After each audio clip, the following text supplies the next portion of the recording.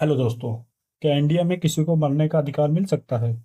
Supreme court के recent judgement ने पूरे देश को सोचने पर मजबूर कर दिया। दिल्ली के हरीश राणा 2013 में एक हादसे में चौथी मंजिल से गिर गए थे।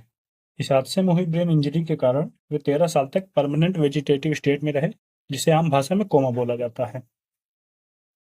वे खुद से खाना या सांस नहीं ले पाते थे और वेंटिलेटर और मेडिकल ट्यूब्स के जरिए जीवित थे। अब ये मामला कोर्ट कैसे पहुंचा?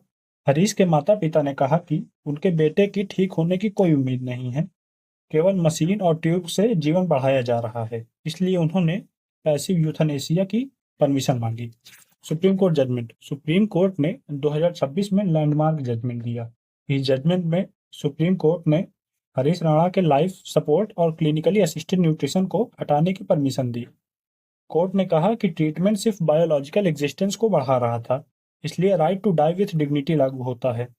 इंडिया में यह कोर्ट अप्रूव्ड पैसिव यूथनेसिया का पहला बड़ा केस माना जा रहा है।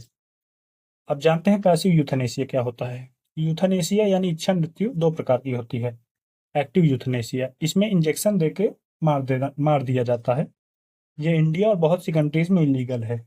पैसिव यूथनेसिया, इसमें लाइफ सेविंग ट्रीटमेंट और मशीन जैसे वेंटिलेटर और फीडिंग ट्यूब्स को हटा दिया जाता है। इंडिया में पैसिव यूथनेसिया को 2011 में अरुणा शानबाग केस और common case versus union of India से कानूनी मान्यता मिली थी। ये केस इतना इंपॉर्टेंट क्यों है? Right to die with dignity पर ही बड़ा जजमेंट है। पैसिव यूथनेसिया के रूल्स का पहली बार वास्तविकता में लागू होना और फ्यूचर में ऐसे मामलों के लिए यह जजमेंट बेस बनेगा। ये जजमेंट सिर्फ एक केस नहीं है, बल्कि इंडिया में जीने और मरने के अधिकार पर एक हिस्टोरिकल डिबेट की शुरुआत है। धन्यवाद।